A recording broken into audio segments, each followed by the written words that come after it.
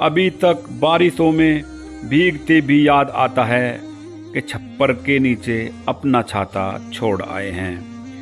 भतीजी अब सलीके से दुपट्टा ओढ़ती होगी, वहीं झूले में हम जिसको हुमड़ता छोड़ आए हैं।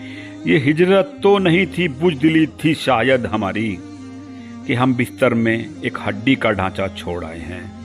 हमारी अहलिया तो आ गई, माँ छूट गई आखिर, कि हम पीतल उठा लाए और सोना छोड़ आए।